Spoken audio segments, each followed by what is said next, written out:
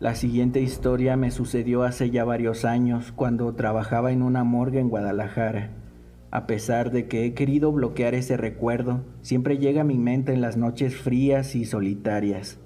Esto me hiela la sangre, porque como dicen, recordar es volver a vivir, y definitivamente esa experiencia fue la peor de mi vida.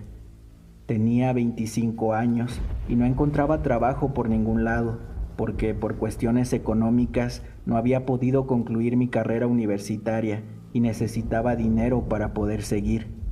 Obtuve un trabajo de mesero en un restaurante a las afueras de la ciudad, pero me despidieron una semana después. Una amiga que ya había terminado su carrera como médico forense me dijo que sabía que en una morgue cerca de su casa estaban contratando velador y que debería ir a preguntar por el empleo. Obviamente, ese tipo de trabajos siempre te ponen a pensar. Lo medité y se los platiqué a mis padres. No estaban muy de acuerdo, pero por lo visto el sueldo era muy bueno y trabajando unos cuantos meses ahí, seguro que podría seguir pagando mi carrera. Así que decidí dejar mis miedos o presentimientos atrás y fui a dejar mis papeles. Una parte de mí deseaba que no me llamaran, pero lo hicieron. Me contrataron la siguiente noche y aunque nervioso también estaba feliz porque por fin podría continuar con mi carrera. Me explicaron lo que debía hacer, que era básicamente dar luz verde para que las ambulancias pasaran con los cuerpos, dar vueltas por el lugar durante toda la noche, así como vigilar las cámaras. Sonaba fácil y me aliviaba el hecho de que no tendría que ver los cuerpos directamente. Mi primera noche fue sencilla, pues no llegó ningún cuerpo ni pasó nada extraño, y de hecho así fueron las siguientes noches. Era un trabajo muy fácil, y no me arrepentí hasta ese entonces de haberlo aceptado. Hice una amiga ahí llamada Susie, era quien preparaba los cuerpos. Siempre éramos solo nosotros, y como no había nadie más, ya habíamos platicado bastante. Me contaba sobre su familia, sus sueños, y yo igual a ella. Nos habíamos vuelto muy buenos amigos. Me dijo que su trabajo le gustaba mucho, pues después de 5 años ahí, ya se había acostumbrado a preparar los cuerpos, pero que lo único que no le gustaba era el tema paranormal, ya que era un lugar con mucha energía. Siempre pasaban cosas, unas más fuertes que otras, pero nunca había paz en ese lugar. Me contó que en una ocasión se la tuvieron que llevar al hospital porque el susto que le dieron hizo que se desmayara. Dijo también que una noche, mientras preparaba el cuerpo de una mujer que había sido atropellada, escuchó un fuerte golpe en la parte de arriba, como si algo se hubiera caído. Pensó que tal vez era el vigilante de ese tiempo, pero que de repente las luces se apagaron por completo.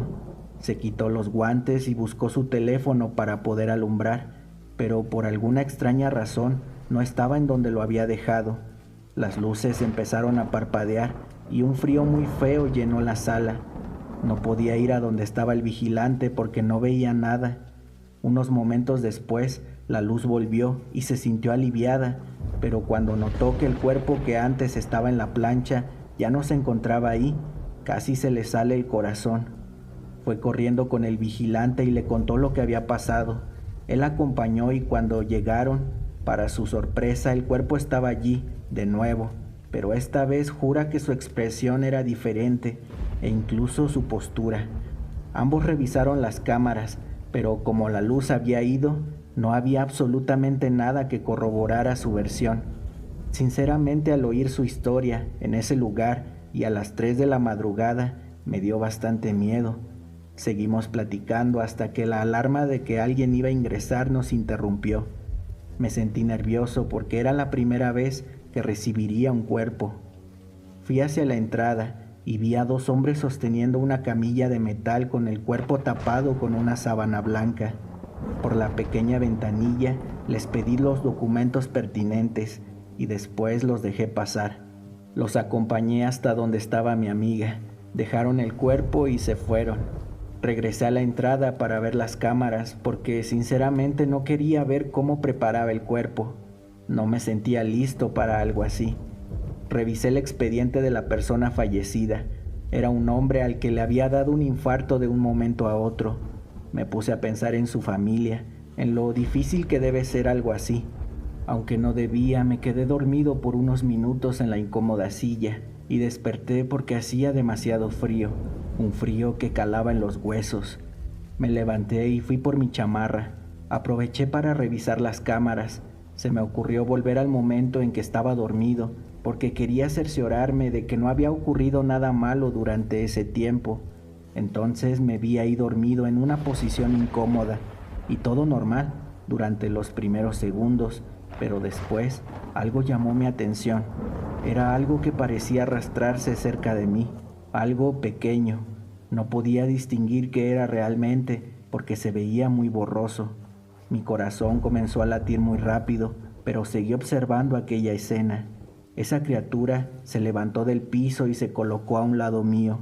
Lo más sorprendente es que con lo que parecía ser su mano, tocó mi hombro, y en ese momento fue cuando me desperté porque sentí aquel frío. No podía creerlo.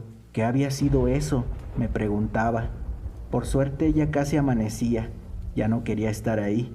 Tenía mucho miedo. No quería ver algo más. Un par de horas después fui a casa y la paz regresó a mi alma. Las siguientes noches pasaron sin percances. No hubo ningún ingreso y platiqué más con Susie. Le conté lo que me había pasado esa noche y me dijo que no le sorprendía, que de hecho tenía suerte porque no me había pasado antes. Me recomendó no darle tanta importancia al asunto porque si no podría salir afectado. Le hice caso y traté de ser lo más objetivo del mundo. Ya llevaba un mes ahí y solo había ingresado una persona, así que me gustaba el trabajo, pues me la pasaba platicando con Susie, revisando las cámaras y ya. Una de esas noches llegó otro cuerpo. Esta vez Susie me pidió que la acompañara mientras lo preparaba, pero le puse el pretexto de que debía revisar los documentos y limpiar la entrada. Se encogió de hombros y yo salí de ahí. No quería ver a una persona muerta mientras le hacían cosas. No estaba listo mentalmente. Por alguna extraña razón, justo esa noche me volví a quedar dormido. Era como si un sueño profundo me invadiera. Me encontraba sentado de nuevo en esa silla, pero cuando desperté ya estaba en el suelo frente a las escaleras que llevaban a donde preparan los cuerpos. Me levanté rápidamente y fui directo a ver las cámaras. Necesitaba saber cómo diablos había llegado hasta ahí. Un escalofrío recorrió todo mi cuerpo cuando vi que algo invisible me arrastraba hasta ese sitio. Fui corriendo con Susie, que ya había terminado de preparar a aquella persona. Le conté lo que me había pasado y me acompañó a ver las cámaras, pero ya no se veía nada. La pantalla estaba completamente negra justo en esos minutos. Ella dijo que me creía, pues después de tantos años sabía que esas cosas pasaban y debía mantenerme tranquilo. Traté de calmarme y de no pensar en eso, pero hubo un suceso que hizo que incluso renunciara. Sucedió un martes. Estaba tomando café más o menos a la medianoche, cuando escuché que alguien tocaba el vidrio de la puerta de entrada. Vi por las cámaras y era una mujer joven y bastante bonita. Abrí la ventanilla y le pregunté, ¿qué se te ofrece? Ella contestó, disculpe, mi novio me dejó aquí cerca porque nos peleamos y la verdad tengo frío y mucho miedo. ¿Me dejaría pasar? Le respondí que lamentaba mucho su situación, pero que si la dejaba pasar me podría meter en problemas. Ella empezó a suplicar que no la dejara fuera. Está bien, pero no me causes problemas, por favor. Sí, está bien, dijo.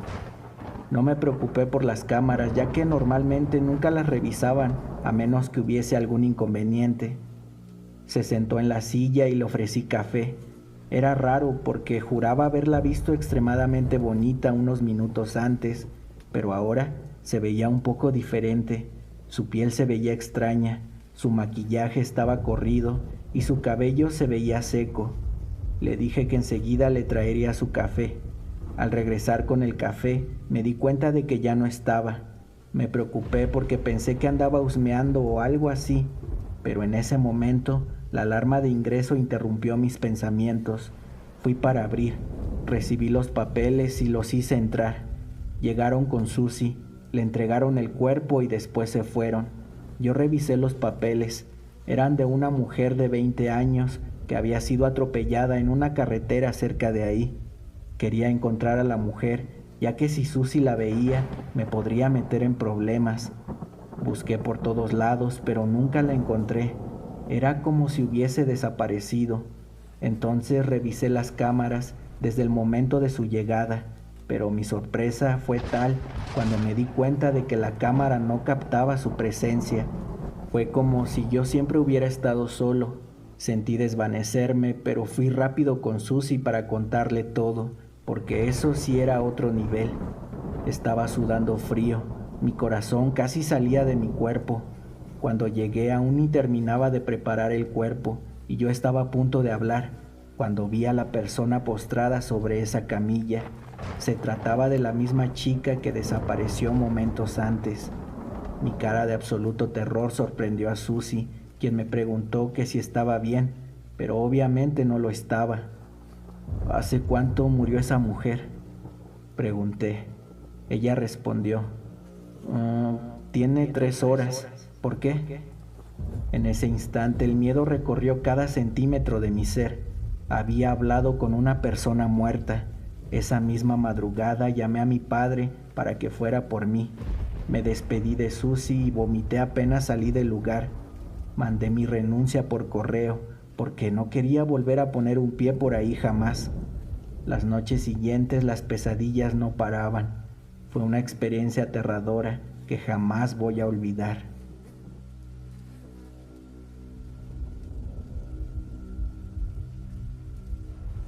Trabajé muchos años como médico forense, tanto en el sector químico como jurídico.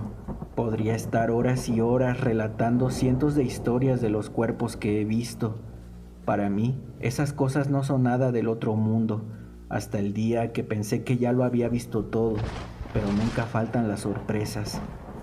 Había examinado cuerpos de todo tipo, tamaños y edad. Vi cosas atroces, horrendas que de solo contarlas sin detalles podría horrorizar a algunos y hacer llorar a otros. A veces lo que más impactaba no era necesariamente el cadáver o su estado, algo que podría causar impresión al menos en los primeros años de iniciado es la causa de muerte. Las más comunes son muerte natural o por enfermedades, infartos cardiorrespiratorios, mutilación o traumatismos por accidentes de tránsito, ahogamiento, suicidios. En esto último jugaba un papel muy importante, ya que en ocasiones se necesita un examen minucioso para diferenciar un homicidio de un suicidio. Los casos más complejos son cuando aparecen cadáveres sin un contexto que nos dé información. Ancianos que mueren en su casa hasta que alguien se percata del olor luego de días, alguien tirado en la calle o un cuerpo flotando en el mar. Esas situaciones son las que nos llevan a investigar si fue asesinato premeditado u homicidio culposo, suicidio o accidente. Todo esto que les he contado es para que comprendan lo extraño de lo que viví. Después de 25 años de profesión, hubo un hecho en el 2004 para el que hasta hoy no he encontrado explicación. Por razones de ética profesional, he decidido mantenerme en anonimato, al igual que el lugar donde trabajaba, aunque imagino que si 2 o 3 personas llegaran a oír esto, sabrán quién soy. Una noche de tormenta, recibí un cuerpo de un hombre de entre 30 y 40 años, según podía apreciar a simple vista. El cuerpo llegó completamente desnudo con diversas heridas lacerantes. Con solo observarlo, se notaba que al menos llevaba 2 días de muerto. Al leer el informe, este explicaba que el cuerpo fue encontrado en un bosque por un hombre que paseaba a su perro y su mascota fue quien realizó el hallazgo. La policía estaba investigando la zona por posibles evidencias. Mi trabajo consistía en identificar la causa de muerte, dar una hora aproximada del momento de defunción y más detalles, así que puse manos a la obra. Por fortuna, los dedos del difunto estaban en condiciones para tomar sus huellas dactilares, así que su identificación no sería un problema. Comencé ejecutando las primeras pruebas y al proceder con el primer corte, noté una forma de sangrado algo inusual. De la manera en que su sangre brotaba, deberían haber pasado pocas horas de su muerte, y eso contradecía el estado de su piel y la hora en que lo encontraron. Al principio lo tomé como un desafío para un estudio especial. El hombre carecía de cabello o cualquier vello púbico. Si bien no es lo más común, existen personas que son lampiñas y comparten esta característica. Encontré varias heridas lacerantes con pequeños fragmentos de madera que indicaban posible rozamiento entre árboles. En su hombro encontré marcas de mordida, sin duda de una persona. Extraje el ADN de la zona a fin de identificar al agresor. En ese instante percibí un ruido sobre la mesa. La mano del cadáver estaba temblando, algo que aterraría a cualquiera, pero es normal que un cadáver presente movimientos post-mortem, en especial cuando sufren una muerte brutal. Lo extraño fue que de acuerdo al estado de su piel, llevaba al menos 2 días de muerto como mencioné antes, pero los movimientos post-mortem suceden en las primeras 24 horas. Ya tenía 2 situaciones que contradecían con el estado de su piel, la sangre y el movimiento post-mortem. Estudié la posibilidad de que su piel sufriera antes de morir, pero para ello debería de realizar más estudios. Me dispuse a abrir su abdomen para examinar sus órganos, y ahí fue donde empezó todo. El cadáver no tenía ombligo. Mi mente se nubló por completo, pues era la primera y única vez que presenciaba un abdomen sin ombligo. Claro que hubo casos donde en apariencia no había ombligo por operaciones quirúrgicas, pero esto era algo distinto. Al pasar mi mano sobre la zona, era evidente que el ombligo nunca existió. Todo se tornó extraño.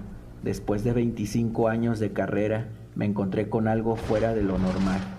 En ese momento recordé algunas novelas de terror que había leído en el pasado, y la ausencia de un ombligo era debido a que el ser humano no había nacido de un parto. Eran las 2 de la mañana, y aún así creí que esta situación merecía ser vista por alguien más antes de continuar. Dejé el cuerpo sobre la mesa, me llevé los datos que tenía y llamé a un colega sin importar la hora. Al principio se mostró molesto conmigo por la hora en que lo llamé, pero cuando le conté la situación, estaba emocionado por verlo en persona. Al girar noté un detalle. Recordaba que su rostro miraba hacia arriba, pero en ese momento miraba a un costado. Su cabeza comenzó a temblar. Hasta ahí solo lo miraba esperando que terminara, pues consideraba que se trataba de los movimientos post-mortem. Después, de pronto el cuerpo exhaló. Fue inevitable no asustarme, aunque se dan casos donde los pulmones mantienen aire dentro y luego de ciertos procesos químicos de descomposición, este escapa, pero jamás lo había visto de esa manera tan horrible. Me acerqué al cuerpo para continuar examinándolo, y al tocarlo me llevé un susto aún peor, pues tenía temperatura. El cuerpo de un cadáver luego de 2 horas pierde su temperatura corporal normal, que es 36 a 37 grados, y pasa a temperatura ambiente, algo que al tacto se siente frío, pero esto era extraño porque yo recordaba que estaba frío, pero en ese momento se encontraba tibio. Cierta sensación de alerta comenzó a gobernarme. El conjunto de acontecimientos que se estaban desarrollando mantenían mi mente ocupada buscando una explicación, y cuando me giré para buscar herramienta, escuché al cuerpo caer al piso. Antes de acercarme a él, examiné la mesa con atención. Estaba en perfectas condiciones. Salí de la habitación por un momento. Ni siquiera me tomé la molestia de levantar el cadáver. Sentía mucho miedo, aunque no lo quería demostrar. Entendía que un hombre de ciencia como yo no podía dejarse engañar por cosas como esas. Simplemente no lo quería aceptar. Decidí mejor esperar a mi colega, pues creí que entre 2 sería más fácil manejar esta situación. Luego de unos minutos él llegó. No paraba de hablar de un montón de hipótesis de ciertos síndromes que había conocido y estudiado. Él se veía emocionado, tenía vocación por su profesión. Mi colega no dejaba de expresar sus ideas hasta que tuve que sujetarlo con fuerza para que se callara. Cuando me miró con seriedad, Le expliqué sobre la temperatura del cadáver. Él me miró sorprendido y dijo, eso es completamente imposible. Pero eso yo ya lo sabía. No lo podía creer. Quería ver al cadáver con sus propios ojos. Antes de llevarlo le conté cómo el cuerpo cayó por sí solo de la mesa. Él dijo, seguramente lo chocaste sin darte cuenta. Posteriormente se colocó su túnica y entramos a la sala. El cuerpo no estaba. Mi colega pensó que se trataba de una broma, así que le mostré los datos recabados y las herramientas que dejé en uso. Donde había caído el cadáver se podía ver una pequeña línea de sangre. Mi colega preguntó si acaso le quería jugar una broma. Yo trataba de explicarle la situación. Le mostré la orden que recibí con el cuerpo y de pronto lo vimos ahí sentado en un rincón. Solté al suelo mi carpeta por la impresión. Mi colega empezó a reír pensando que sí se trataba de una broma, pero supongo que algo en mi expresión le hizo ver que no. Él me hablaba, pero yo no lograba reaccionar. Se acercó hasta el cuerpo, apenas tocó su rostro y se apartó al instante. Retiró su mano de golpe como quien ve a un animal que lo pudiese morder. No me dijo nada, solo que saliéramos de inmediato. Cuando se encontraba más calmado dijo, oh, mira, cuando lo toqué pude sentir temperatura elevada, como si tuviera fiebre, pero eso no fue todo. Estoy seguro de que tenía pulso. Cuando sentí la vena palpitar, quité mi mano por reflejo y la verdad ya no quise verificar. Seguía preguntando si todo eso era verídico, si no había ningún truco de mi parte. Yo le juré por mi familia que no. Posteriormente escuchamos la puerta de la sala de la morgue abrirse. Nos quedamos petrificados, pues éramos las únicas 2 personas en el establecimiento. Con mucho sigilo nos acercamos a la sala y notamos que el cuerpo no estaba por ninguna parte.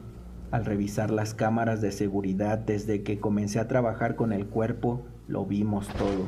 El cadáver había girado su cabeza durante el examen, luego se volteó y cayó.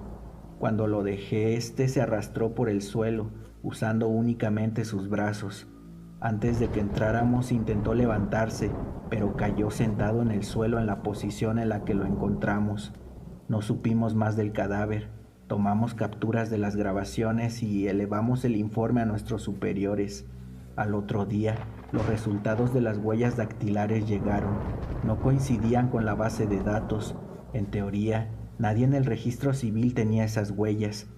Luego de eso, la policía nos quiso acusar por robar un cadáver, pero nuestros superiores de alguna manera nos salvaron el pellejo y todo quedó aclarado. Nos obligaron a firmar por medio de unos abogados un acuerdo de confidencialidad sobre lo sucedido a cambio de quitarnos cualquier cargo por la desaparición del cadáver. Entre mi colega y yo jamás hemos tocado el tema. Él siguió trabajando mientras que yo solicité mi retiro. Hoy me animo a contarlo porque pues ya hice mi vida y no me importan las consecuencias que puedan darse. Espero que mi colega escuche este relato.